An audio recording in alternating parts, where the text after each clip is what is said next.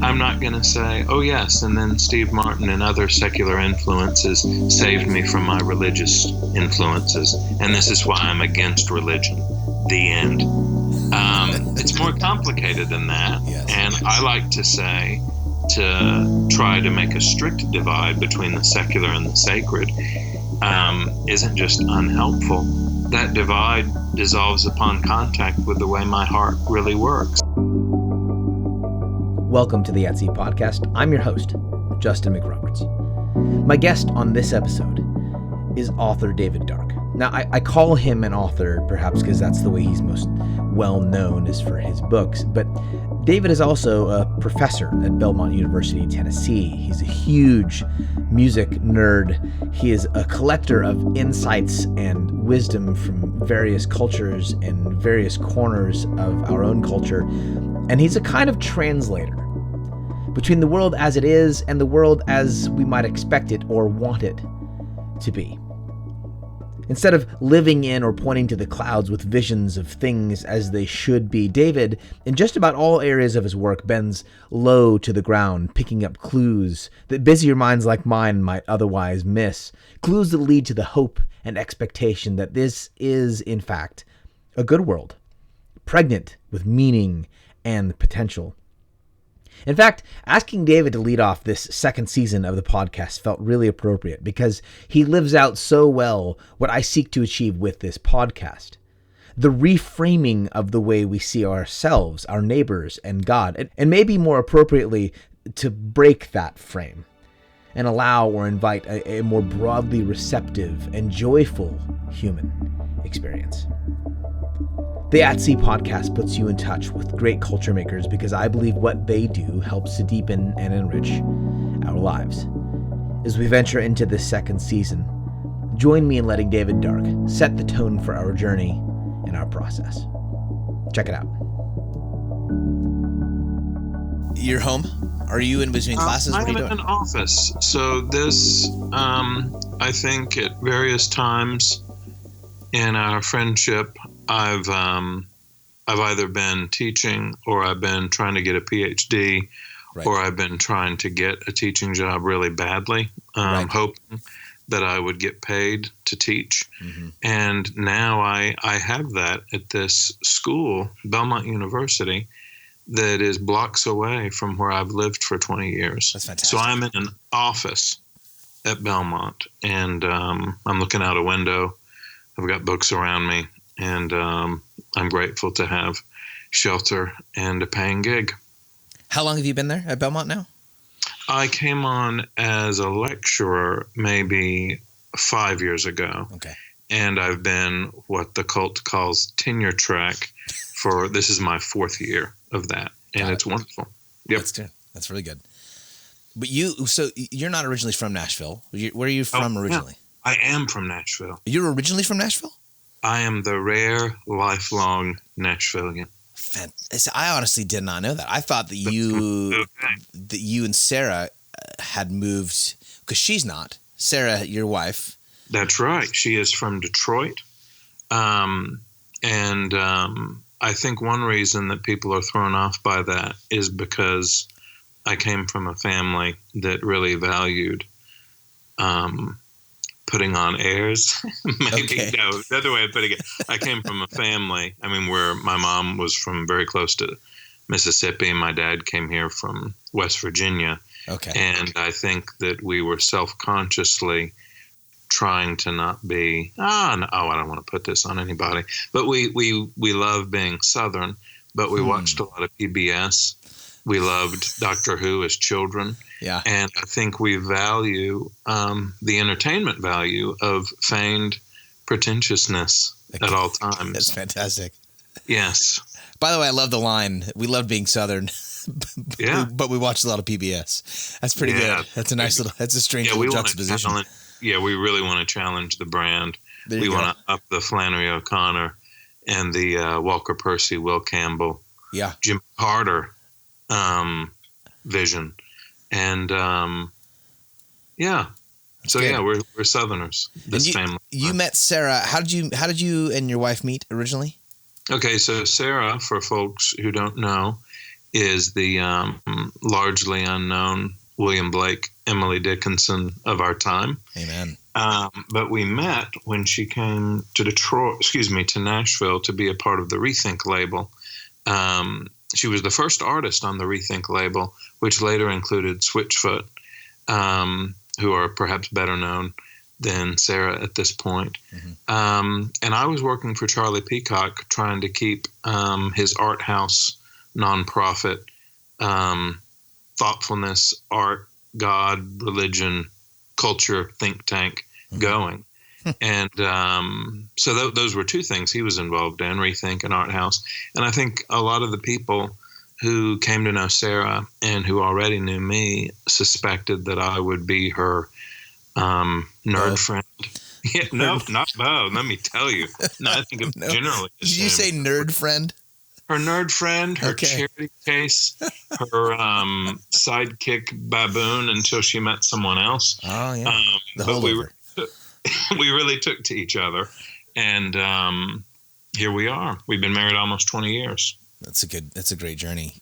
And yes. So you've lived in Nashville your whole life. She came to Nashville on the music train. Yep. Music. And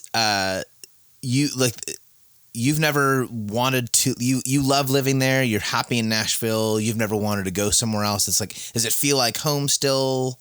Yeah. Cause it's changed a lot. That's a really different town. I will mention that I lived in Northern Ireland for maybe a year and a half right out of college. And that was pretty essential to my thinking. Also lived in France for a while, but I'll mention with Northern Ireland, it helped me to note the fact of racial divisions in Nashville in a way that I could not see until I lived in Northern Ireland. And part of my job was to challenge Catholic Protestant communities in various towns. Long story short, I worked in a kind of reconciliation-centric YMCA where we would have alleged, it's almost like a ethnic identity there. You would have Catholic kids and Protestant kids. If you're atheist, you're still Catholic or Protestant. We would bring them to this center and help them build friendships with people from the other side of their communities. And we would have them draw maps of their town, and they would each see that there were vast swaths of their town that they knew nothing about because it was the Catholic side or it was the Protestant side. I decided to do one of Nashville just to see, to be doing it. And I realized, oh, shoot, I don't know much about Fisk or Tennessee State University or this entire other side of the tracks. Which is like a literal thing in Nashville. I mean, there's like, we talk about the other side of the tracks, and that phrase comes from actual geographic realities. And in Nashville, on the other side of the tracks, it is a different city, and that's right, predominantly black. That's right. And so I think when, I was 21 or 22, I was made more aware of that.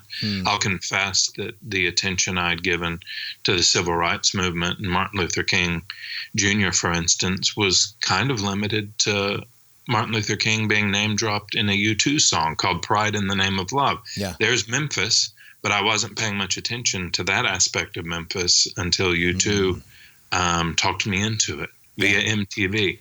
But I think I got politicized to a degree or awakened in Northern Ireland. And I still love Northern Ireland. So many of my best friends are from Northern Ireland and are still there. Steve Stockman, who you've met. Yes. But that to say, I think I was able to dwell more purposefully and thoughtfully in Nashville on account of the Northern Ireland trip. And but Nashville, even that which is embarrassing about Nashville is dear to me. I think that I believe the principality of Nashville is capable of amazing things. Yes. So I have a kind of strange love affair with the place, even when, oh gosh, I mean, there's so much to be embarrassed about when it comes to Nashville. But I think there's thoughtfulness at its core that I'm kind of banking everything on. I do think that it often does take, might be more true of a place than it is of people, although it can be true of people. I do think it can take seeing you're being somewhere else for at least either a significant amount of time or having a significant enough encounter somewhere else so that you can actually re-envision your own geography, your own physical place, especially if you've grown up there. I mean, I've grown up in the San Francisco Bay Area, and my part of my love for the Bay Area is because I've been traveling since '98. And I've been to all these different great cities, and I come back home and I get to see my own, oftentimes embarrassing, geographical location.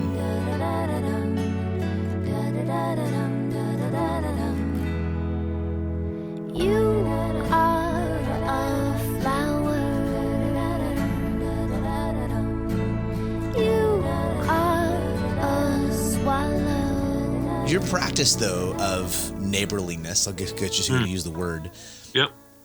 So it sort of begins a little bit of like kind of a more conscious practice of relationship with the people around you. Yeah. A little bit of an awakening coming back from Northern Ireland. You and your wife you're both phenomenal conversationalists. This is part of the thing that people have often remarked about the both of you is you really value conversation, and you practice neighborliness pretty intentionally. What's that look like in your, here's where I want to go with this. I want to talk about the practice of neighborliness and community. And I want to talk about like the physical, your actual neighbors. But then at some point in this conversation, we'll talk about the sort of online parallels, because there's a life you live online that is not necessarily, it doesn't have to be different than the life you live in the body. With the people next to you. But I want to start with like, what does the practice of neighborliness look like for you, for your wife, for your kids in Nashville? You have a rhythm. You guys are throwing parties. Like, what's that look like? Yeah. Okay. That's good. Just a few things that were occurring to me while you were talking. I want to mention that Flannery O'Connor once said, "Somewhere is better than anywhere." And I want to double back a tiny bit and note that it wasn't until I went to Northern Ireland that I was identified as the American. So here's this guy who's representing that culture that is in almost all of the movies people have seen, kind of thing. And I would even put on a Southern accent a little bit. I think I liked being in places and ordering stuff, and people are like, "Oh, wait a second, he's American." So I enjoyed that. But to go back to where you are, neighborliness, it is the case that generally on Friday, I mean, we're biz on the beat. We've got school age kids, one who's about to graduate from high school, and then a couple that are in junior high. So we have an awful lot to do with getting them where they need to be and that kind of stuff. But generally on Friday nights, it's pizza night, it's movie night, and anyone, it's known. We do ask people to call to say, "Hey, is it happening?" But that is a night where people kind of check in, and we don't always know who's going to come, and sometimes it's hardly anyone. But Friday night, movie, and pizza, and that occurs. Other than that, I mean, it happens that we're all the kids are in the public schools for which they're zoned, which happen to be schools that are getting better each year. Yeah. Sarah is this year, and it'll be a year-to-year thing, but this year she decided to take on the not well-paying but very in the trenches job of being the assistant librarian at the school where both of our boys are. And I think general just being up for it in terms of slowing down and inquiring. I mean, as I contemplate my neighbors, I know that there's neighbors that I'm in pretty consistent contact with, but there are plenty of neighbors too, to whom when I say, "How you doing?" they're going to say, "Great." And I didn't really mean that question at all. Yeah. I was not inviting them to genuinely tell me how they're doing. And so how they're doing how you're doing can be a breakthrough, but it can also be an escalating false covenant of nothingness. So all of those pitfalls are there. I guess that what we can do is be alive to them, to know our boundaries, to not sign checks that we're never interested in paying when it comes to inviting people to take us seriously as friends.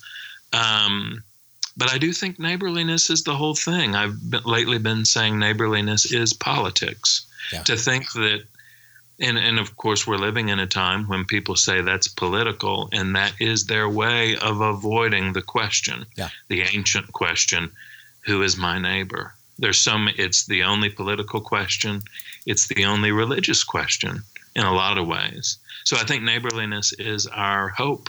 There's no life without it. And if we aren't leveling with ourselves concerning how we answer that question, I think we're missing our own lives.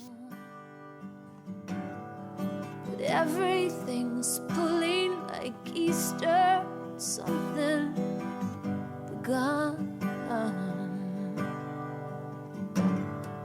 But everything's moving towards something that's already done. In the river I'm gone. In the river I'm gone. And some of the same principles with regards to attention paying and neighborliness. Yes. There are a few folks in our common circle who've made a pretty intentional effort to change, to reorient, to sort of reset our posture online. Yeah. And can you talk a little bit about, but as someone who deeply values conversation, I do, and like interpersonal communication, you've turned a pretty significant, like in my estimation, a pretty obvious corner in the last, I'm going to say 2 years, 18 months to 2 years, in the way that you are approaching your relationships online. Is that somewhat accurate? I think it's true. I think that I love mixtapes. I love sharing stuff with people. If I read a sentence that I treasure, it is, for better or worse, it's kind of hard for me to not tweet that sentence. And it could be that I'm not too far away from, oh goodness, your desire to send a signal flare over everything that you find interesting, provocative, and worthwhile. You've got to tap it down if you're going to form a paragraph or meet that writing deadline kind of stuff. So I am a serial Twitterer, which means that it goes straight to Facebook, which it means, I didn't have I'll mention, this is kind of funny, I've only had a cell phone for almost 2 years now. Really? I stayed away from it just out of convenience and because I could usually borrow somebody's, or it just wasn't appealing to me. You were that guy. I was that guy. Can I borrow your cell phone? Before, yeah. And but I long felt that if I ever got one, an iPhone in particular, that I would go crazy with Instagram, and that I would be that I would love to do that. And so now I'm Instagram, I do Twitter, I do Facebook too, and I think I am always longing to get into it with somebody. If by get into it with somebody, I mean a real funny, lively, engaged conversation. I don't think I bring toxicity to that. I think I do say things. I hope I don't willfully court misunderstanding. I think I mean what I'm saying. And I'm happy to put it out there, and I'm happy to answer every question that comes to me. Does it feel like until people are done talking about it? Does it feel like your online relationships, the community, the neighborliness, the practice of neighborliness online, does it feel like an extension of life?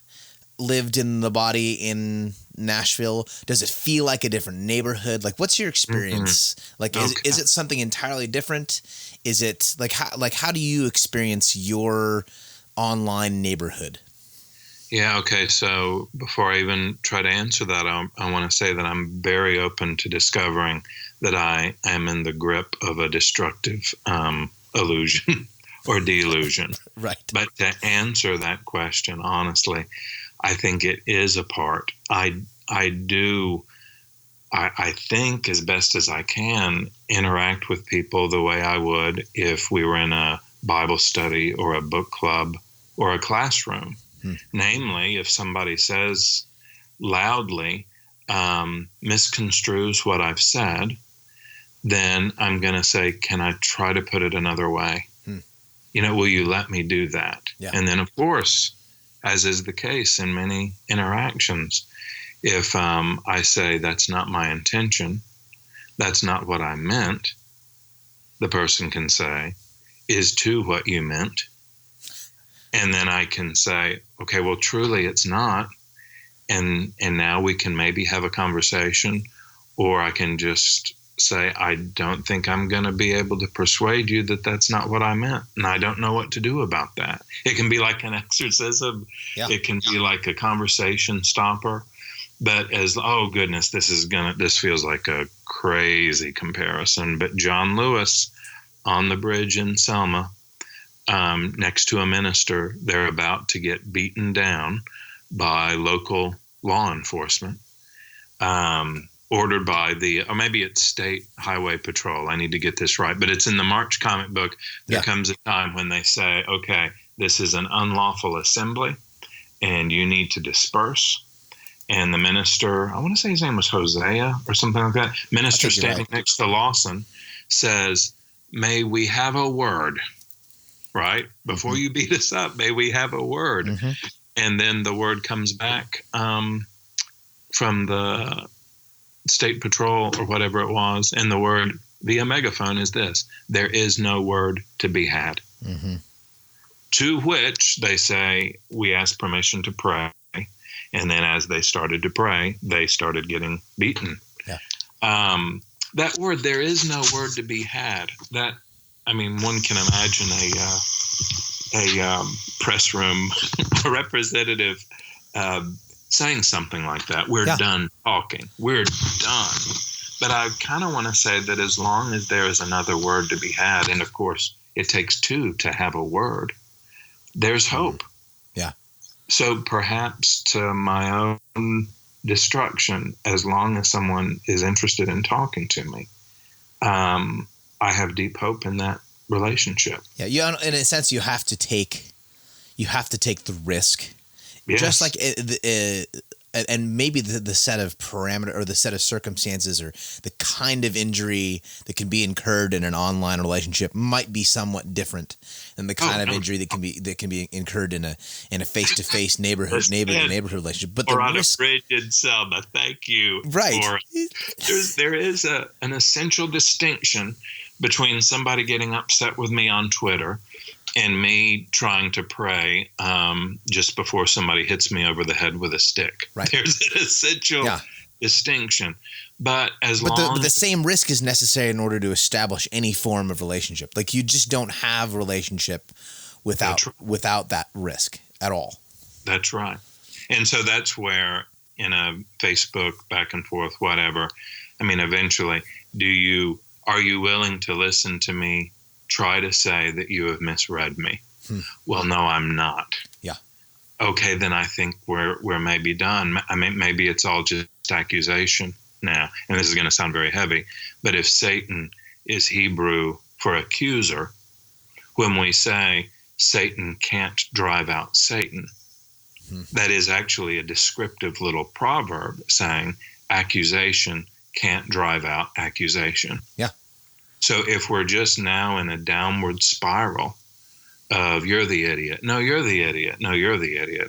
This is crazily obscure, but there was actually a James Woods SNL skit in which his whole ventriloquist dummy act was the dummy saying, you're the dummy. No, you're the dummy. That's no, you're right. the dummy. That's right. It's such a good moment. So maybe that is a visualization of Satan not being able to drive out Satan. Or as actually takes me to I don't know which one of your books this is from. You said calling someone a pervert without acknowledging your own inner pervert might lead to the destruction, or at least the perversion, is such a good twist, of our own soul. We become perverts. This is a great line. When we become perverts in our determination to catch a pervert. That again, whether my posture, whether it's online or interpersonally, if my posture is to catch you, if my posture is to condemn you, the battle's already lost. The thing that I guess grieves me, the biggest loser, we could say. Right, exactly. The thing that grieves me is to pay attention to enough conversation that I would say there's so much conversation around this idea that Facebook makes people that Facebook, when I'm on Facebook, I feel like as if somehow it's like a medication you took, or like as if I'm sort of turning over some of my own agency, and that I'm no longer as in control, as opposed to, when I'm at Sam's house, I feel freer to use this language. That has more to do with me and my decision making than it does to do with Sam's house. It's not like there's something in the doorway that sort of like suddenly I'm a different human on the other side of it. It's more a permission. I am who I am online. I might feel different permissions, but man, like Facebook didn't make me a political jerk. No, I might be discovering. Yes, I'm a political jerk. That's right. But that's a condemnation of me. It's a platform. You are being social all the time in one way or another. You are never not worshiping.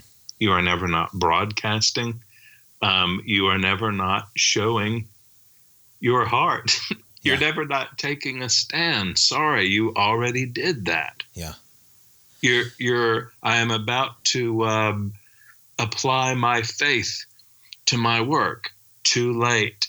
Your faith was already applied by whatever it was you were already doing. You might become conscious of it. You might become more intentional about it, but it wasn't not the case previous to your consciousness. Yeah, and so that's one reason I often want to say no political party, no media network made you put that thing on Facebook.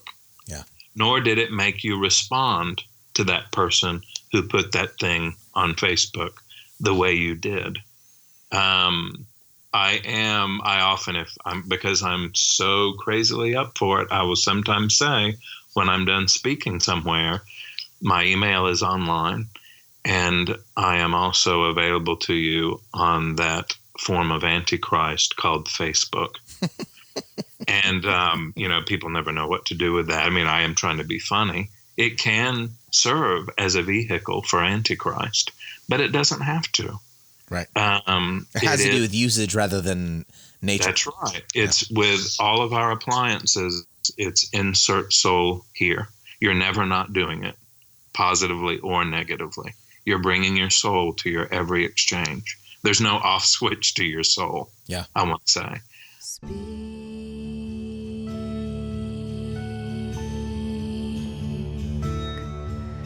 Between the floods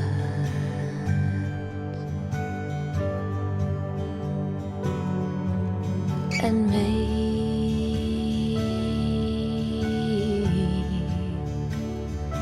make it long become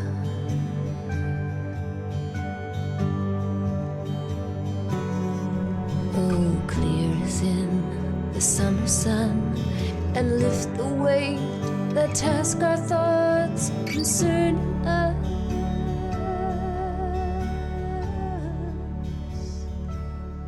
I'd love to do a little bit of a practice here, kind of like a word association thing. And there's no right or wrong here, and it's not about getting these definitions right. But I kind of want to do this sort of like a practice of lexicon and talk about. I'm going to throw some words at you, and they're words that show up in your work. Okay. Or ideas that show up in your work. And what I want to do is I'm just going to drop the word on you, and then give you a few moments, 15, 20 seconds or however long you want to sort of like, what does the word draw out of you when I give it to you? And we may stop and chat about one of them or two of them along the way, but I'm up for all of it. Okay. So, first word, justice. Righteousness, right relationship, our only hope, God's goodwill, thriving.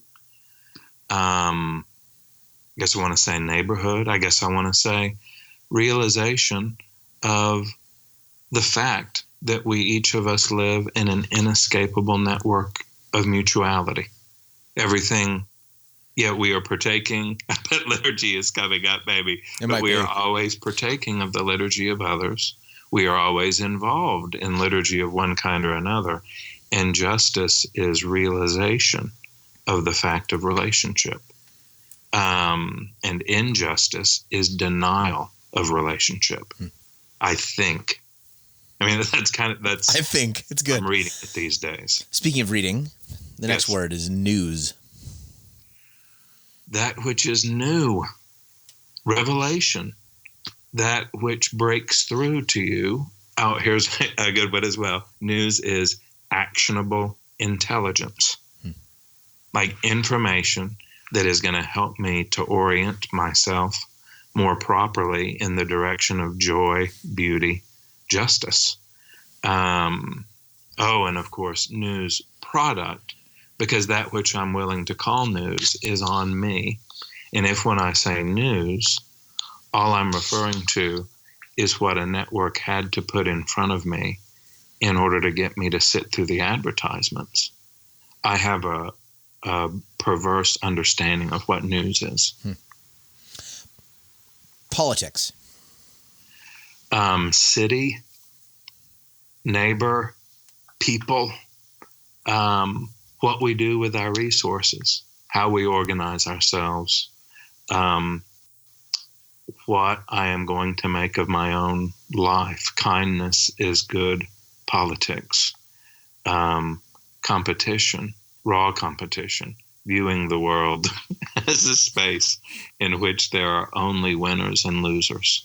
And so I have to get closer to the winners in order to survive, is perverse politics, is abominable politics. But politics is non-optional. There's no getting away from it. Liturgy. The work of the people, for better and worse, whatever it might be. A cluster bomb is bad liturgy. A public library is righteous liturgy. An advertisement can be thoughtful liturgy, but it can also just be propaganda. So again, liturgy, no getting away from liturgy. We're neck deep in it. We're soaking in it. And being a collector, a witness to the good liturgy, is one of the best things we can do. And I want to have you respond to the word religion, but before I do, there's a great one of my favorite excerpts from one of your pieces about religion is kind of how I want to get into where you're coming from, because your more recent book is, to some degree, it's almost not right to say that it's about religion, because it's not really about religion. Sure. It's really about me. Yeah. But thank you for taking the title and the book itself so personally, as it is meant to be. Absolutely. I like to say, I can just write this book. I believe it. I'm saying it. That's 100%. And I'll throw in too, just because it's kind of funny, I feel so good about this book that if you and I were sitting at Bongo Java and a stranger passed by and you said, David, what do you think you have for them? What do you think you can give that person? I would say, well, I've written a book called Life's Too Short to Pretend You're Not Religious. That, I mean, I really, it's I've got at this point in time.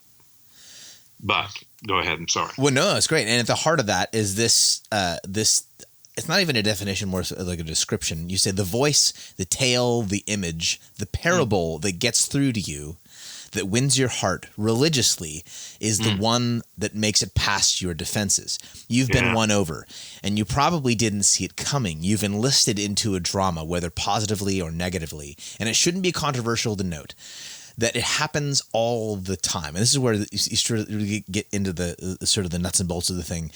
Yeah. When you really think about it, there's one. I'll read it again. You've been enlisted into a drama, whether positively or negatively, and it shouldn't be controversial to note that happens all the time. When you really think about it, there's one waiting around every corner. Yeah. It's as near as the story, song, or image you can't get out of your head. Religion happens when we get pulled in, moved, called out, or compelled by something outside ourselves. Yeah. It could be a commercial, a lyric, a painting, a theatrical performance, or the magnetic pull of an Apple store. The calls to worship are everywhere. Can you talk about when you use the word religion? I know there's a lot happening in there, but just for a little bit, talk about what you mean when you are using the word religion in conversation or in your work. Yeah, I think it's funny because it is a word that I've written a whole book about the word, but I don't use the word that much because I think it is so nearly anything you want to talk about. Can't believe I'm going to say this, but it's almost a useless word that when it is spoken out loud, something is usually getting hidden in one way or another. And I've said this, you've perhaps read this, when there's a bombing and it turns out that the suspect was seen at a mosque. And then the headline says, religion may have been involved, or religion played a role. Yeah. That to me is like saying language was involved. Culture appeared on the scene. So I don't think that all of these are synonymous exactly, but religion, something's being evaded when the word is spoken aloud. That it obscures in its use, it obscures more than it reveals. I think so. So I'm trying, and yet, if we let it name our controlling story, the huge one, and this is, you've heard me say this, I'm not asking anybody to start calling themselves religious. Mm-hmm. I'm just begging the Western world to stop referring to one another or people on the other side of the world as religious, as if those people are caught up in a madness that they themselves have escaped. Because it's that oppositional energy of only thee and never me that I think is at the heart of our woe in so many ways. That's the label thing too. If I can say liberals, or if I can say protesters, or if I can say traitors or terrorists or illegals, and I think that I have successfully removed myself from kinship with those people that I'm talking about, I can do any evil I want to them. I can justify any terror in the name of getting rid of terrorists and never acknowledge the fact, never raise my hand like a recovering alcoholic and acknowledge my own capacity for terror. If I'm always projecting rage, madness, incoherence on others, I can forever avoid the plank in my own eye.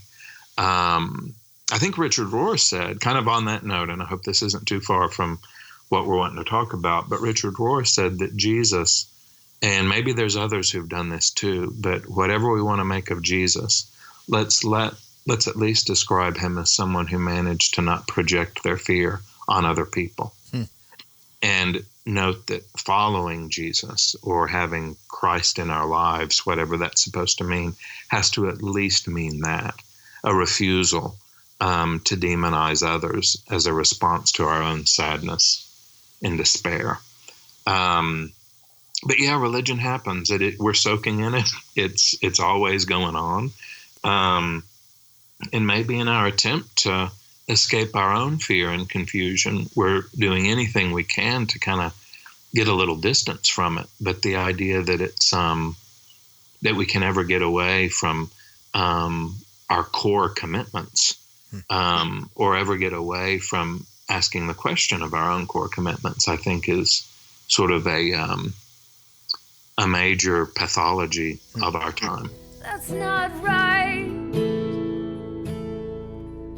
That's a lie. Plowmen drive the culture deep in the straight. Drive it till my man is wide awake. Wide awake. Wide awake. I'm not giving up now.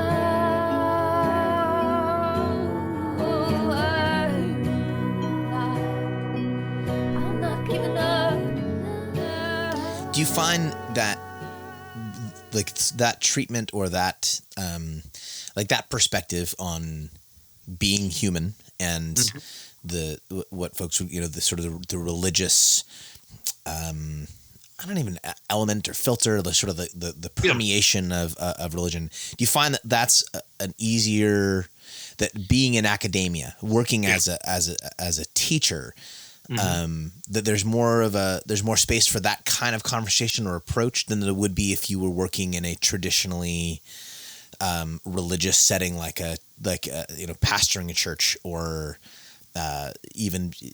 Yeah, I mean, is it like those end up being sort of different spaces. Do you find it easier to work in academia with students in that context than to have, like I said, planted a church or been some sort of, religious leader, quote unquote?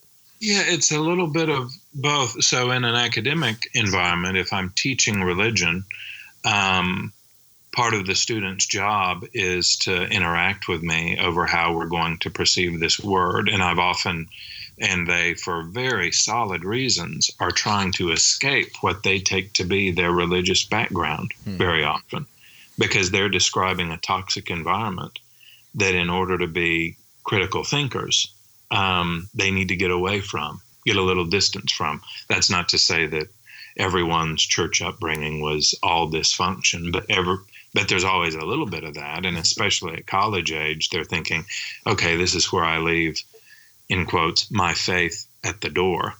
I flipped the script on them by really expanding that notion and saying, I think we're all possessed of a weird religious background. Many of you were perhaps raised capitalist, I suspect. And so at that point, it's like, oh, you're not just talking about who does and doesn't believe in God. You're talking about how we're formed generally. Yeah. And so then to put it in church setting, if I was the employee of a church, I imagine, I don't know. I mean, I get invited to speak at churches. I'm part of a church, but I could imagine that there might be those who would prefer those divisions of here's my faith, here's my business, here's what I do with my money, here's what I do on Sunday mornings. Those divisions are there as well. But I, of course, note that I think every sacred tradition, Christianity included, says that those divisions don't ultimately stand, that the earth is the Lord's and everything in it, and the idea that your witness is anything other than the sum total of everything you're up to doesn't work if we're going to think biblically or ethically or any of that.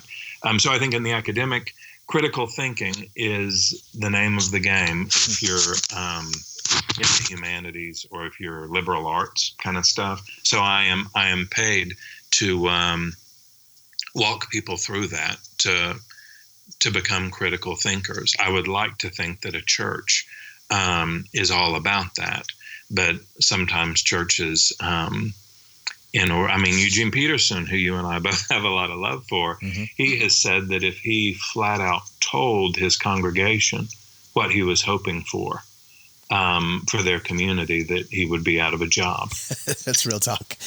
Yeah, that there's a kind of I have to dial it back and hopefully not be a false prophet in the dialing back. So there's tensions everywhere. We're all trying to earn a living. We're all trying to have a sustainable existence, and at the same time, we're all trying, or many of us are trying, or I believe you and I are trying to be faithful and true in all that we say and do. But there's many a compromise and a backpedaling along the way. There's kind of this floating critique about around academia now, more so than I remember when I was in school. Mm-hmm. That's tied to the word elitism. That there's like academic thinking and people who study things. Yeah. And then there's the layman.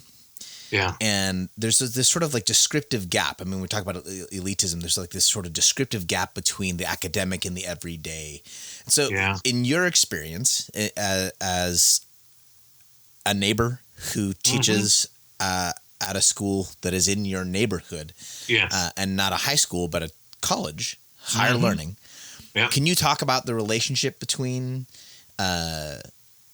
the academic and the everyday, and maybe more pointed as a question is like what role does academia or does academic discipline play in a well-lived life? Okay, well, I think one of the first things I say to incoming freshmen is the greatest threat to your education is going to be the alleged education of sitting in these classes that you will see. And I mean, I go back to Jesus, Paul saying, let's not call anyone a teacher. And I like to say that I'm attempting education. And I try to tell them early on, I'm so grateful that I'm paid to be with you, to write sentences next to your sentences, to ask you questions, to respond to questions. But whether or not you received an education, I'm not going to be able to tell you if that happened. If you were to see me in a coffee shop and say, this is David Dark, he was my teacher, I'm going to say, thank you for paying me that compliment. I didn't know for sure that happened. Mm-hmm. But if I taught you, if you learned something, I'm very moved by that. Similar, and I'm going to get to the elite thing, but similarly with philosophy, philosophy is love of wisdom. And there are people who get paid as experts and teachers in philosophy who we might not want to conclude were ultimately philosophers because they weren't necessarily lovers of wisdom in what they said and do. It could be that they were more interested in winning arguments and humiliating people than knowing what was true. Or even just collecting data and tracking historical patterns of thought. Yeah, so if you want to know what's true, what's right and wrong, more than you want to be perceived as smart or more than you want to succeed or win, then you may be a philosopher. I mean, philosophy is something that's going on all the time. Maybe not even primarily, probably not even primarily in departments of philosophy. Huh. It's almost like a different tack on the whole Jeff Foxworthy. Oh yeah, joke, you might be a philosopher if. That's right. I want to say you are a philosopher if you want to follow up on whether or not that thing that was.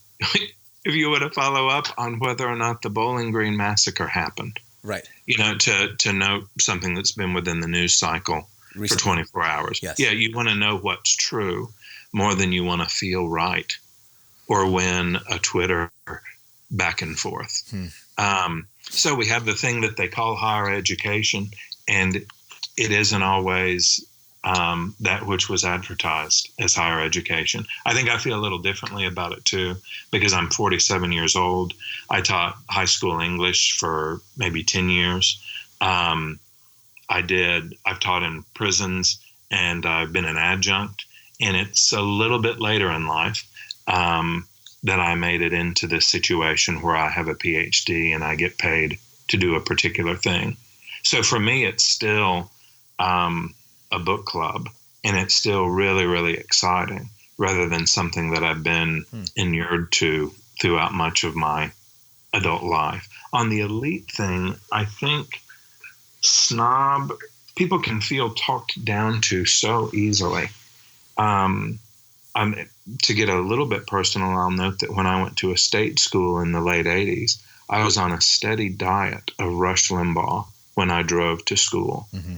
And Rush Limbaugh was just one of my favorite people because he made me feel strong and right. And when I felt stupid for believing in God, I had an inner Rush Limbaugh that I could tap into to try to make other people feel stupid. You got to kind of bring a bully with you to school. That's right. To protect you from the bully. Yeah, I would quote him, but I wouldn't say that it came from him. And worse, I would quote him, and I didn't realize that I was quoting him. If your listeners are familiar with that phenomenon of pulling the wool over our own eyes. Yeah. But I met people who maybe weren't impressed with my inappropriate attachment to Rush Limbaugh, but who liked that I was reading Dostoevsky or that I was wearing a Bob Dylan t-shirt. And they were kind enough to kind of amplify that part of who I was rather than judging me for the other part. And that included people of color and people of all different walks of life who knew well, if they even knew who Rush Limbaugh was, that he was bad news for them.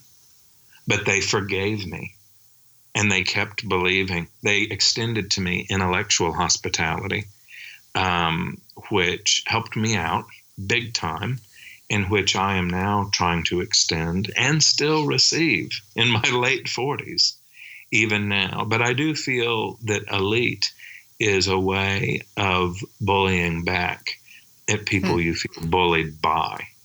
But of course, if you feel bullied by anyone who invites you to think twice about what you just said, you've got a problem. And it's a problem that a lot of us have right now. But I don't think, I do think that elite like to say intellectual sneeringly or liberal sneeringly or conservative sneeringly. These two are labels, which I say when we think that we've gotten to the bottom of someone else with an adjective, we are thinking perversely, blasphemously, heretically, whatever adverb will help us to think, I probably shouldn't do that. Let's kill 'em.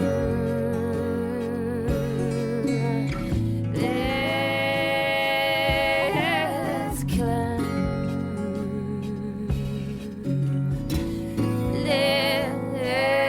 Let's kill 'em.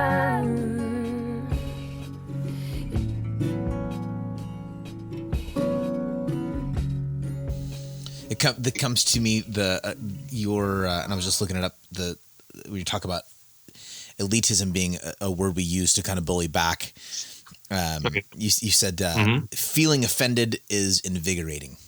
Feeling offended is a reassuring sensation. It's easier than asking ourselves if the redeeming love of God is evident in the way we communicate with people. That's a big one. You want the redeeming love. If you're going to self-describe as Christian, you're going to want to make sure that in some way the ever-redeeming love of God is evident in the way that you're speaking to people and speaking of people. Well, and so far, like the way we're communicating, the way we're sort of outputting, but also, you know, if I'm just ready to use the word elite in order to write someone off, I'm not listening. And maybe there really is kind of a way in which, like, the most redemptive thing I can do in a relationship with someone else, particularly someone I don't agree with or like or understand, is to listen. Oh, yeah. William Stringfellow says, listening is a rare happening among human beings. And I think he was writing in the 60s or 70s, you know, every era has its complications. Yeah. But generally, we let people, I mean, who knows? Righteousness is happening everywhere, but often many of us let people talk. And while they're talking, we're preparing what we're going to say. Mm-hmm. and we aren't actually processing in any deep way what they're saying. To do that, we would have to hold off preparing our response until they were done talking. But of course, that's dead air on Fox News or the radio thing or something. So we don't have it modeled for us on our screens. Yeah. But the fact that somebody's career as a talking head or a politician could end if they ever allowed themselves to think while the cameras were rolling doesn't mean that the rest of us who don't make our money that way have to model their haste, their madness, their defensiveness. But we do, because it makes us feel strong. As if listening comes with the risk of looking or appearing like you don't know exactly what you're thinking, of appearing like you don't know exactly what you think, or that you don't know exactly how to answer a question. That listening comes at the risk of looking unprepared or incomplete. Listening comes at the risk of appearing like you don't have it together and you don't have it solved. In other words, listening comes at the risk of appearing human. There you go. That's right. To dare to appear human in front of other humans is the work of community, communion, conversation, civilization. But if we're if it's all inhumanity all the time, we lose the ability to do that. And it's such a wicked place to be. It is like demonic possession, I want to say. And taking the other route of giving yourself a moment of silence. Or what is it? You have the right, practicing the right to remain silent so that you can contemplate your own inner resources long enough to say something genuinely helpful becomes a subversive, revolutionary act. Which is part of why your use of the word, or your sort of your approach of the idea or the reality of religion is, I would suggest, is as important as it is because it's really, and that's why I say your book isn't so much about religion as it is about me as a human, and re-identifying my humanness, my need to listen, my need for the people around me, my need for meaning and purpose, and all those things. I mean, I'm using the word need intentionally, that it's a need, which is to say it's something I don't have in a possessive way, which then puts me in a position of what's the word I'm looking for? I am vulnerable. Yeah. Life's too short to pretend you're not human. Exactly. And so life's short to avoid relationship. Life's too short to pretend you're not vulnerable. In my dream, the devil took me in his van. I drove on into the dark until I found my lover's hands, and we ran.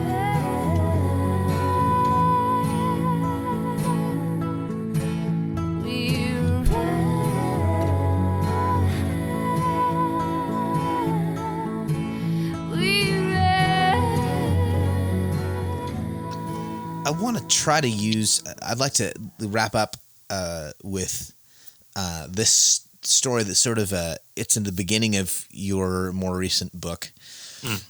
That is sort of it's a gateway for folks to get into your brain about you in a parking lot, with juice and crackers. Yes. And it speaks to to me, it's a story that it speaks to the need that you have for meaning, for purpose, for community, for God, and this sort of desperate attempt to create that space for that, but then recognizing that need can be met again in a parking lot with juice and crackers. Can you get into that story, kind of retell it from the book? I'll do it. Yeah, so I'm 18. Maybe 17 actually. And senior year of high school, I'm working at a movie theater on a Sunday, which was a little problematic, but they needed me.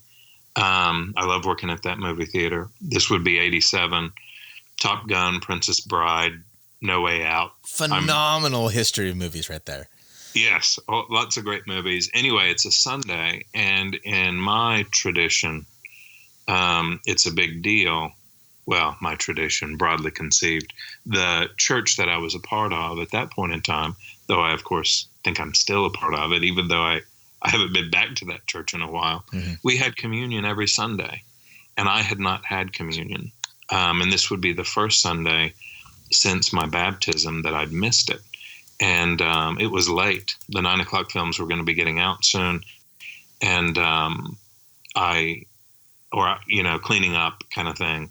And I realized I haven't had communion. Wouldn't have called it Eucharist at the time. That would have been a Catholic thing. And I was not big on Catholics at that point. And I didn't want to tell my friends what was going on. So I just said, listen, I got to go. I'll be right back. And so I sped to the nearest Kroger and ran up and down the aisles looking for crackers and grape juice in the hope that I might get them both in me in time. I feigned calm when I made it to the register, and then I stumbled out there and ripped open that box of saltines and tried to get in the right frame of mind because I didn't want to eat and drink judgment unto myself, but I did it. I had the crackers, I had the grape juice, and I looked at my watch, and I'd made it by like a minute or two. But I also, so I'm there, I'm relieved, but I also laugh a little bit. And why am I able to laugh? Because I think, this is something that if this could be a Twilight Zone episode. I also wonder, what would Steve Martin make of this? Because I loved and love Steve Martin. I'm half consciously imitating Steve Martin all the time, probably even right now when I say the word Steve Martin. And I think of Doctor Who, I think of Star Trek, and think that they might want to violate the Prime Directive if they saw that there was a person on a planet who was living under that kind of fear and anxiety over getting the timing right when it came to this ritual. And there's a way of telling that story that would be, I was a crazy fundamentalist, but then I had all of these secular influences and I got away from the church and I'm an atheist now or something. Yeah. And I just don't want to do that because that doesn't honor the tradition. I can't blame Christianity for my misreading of this particular part of it. I can't even blame the church for that because nobody ever exactly told me, you're going to go to hell if you miss one. It was just a general anxiety. Similarly, I'm not going to say, oh, yes, and then Steve Martin and other secular influences saved me from my religious influences, and this is why I'm against religion. The end. It's more complicated than that, and I like to say to try to make a strict divide between the secular and the sacred isn't just unhelpful. That divide dissolves upon contact with the way my heart really works. I only know the day that I was baptized because Superman 2 was on television that night. That's what I remember most about that particular Sunday. Sorry. I hope that's not offensive. But yeah, so it's as I mentioned, in terms of the intellectual hospitality extended to me by allegedly religious people and allegedly non-religious people alike, my own journey is one where I can't compartmentalize that way. I have in Alan Moore's Watchmen and DC Comics and Chance the Rapper and Radiohead. I have around me a great cloud of pop culture witnesses who to me are every bit as religious as whatever it is we want to call conventionally religious. And that's kind of how that's the path it's the only way I can tell my own story. Thank you for joining me for this episode of the podcast. You can follow up with David Dark by visiting daviddark.com. daviddark.org. Although I would actually really suggest you following him at Twitter and somewhat at Facebook as well. Just search his name, David Dark, just like it sounds. Music for the episode was actually provided by Sarah Dark, whose musical moniker is Sarah with an H, Mason with an E, Sarah Mason. You can go to sarahmason.com. You can also find a lot of her work at Noise Trade, which is probably a great way to dig into what she has been up to for quite a long time, making some beautiful, beautiful work. We are findable at atcpodcast.com. And new this year, if you'd like to support the work this podcast is doing, you can find us at patreon.com/Justin McRoberts, which is just my name. Or you can just go to Patreon, Patreon, patreon.com, and search the name Justin McRoberts. We'd love your support and certainly appreciate your listenership. Until next time.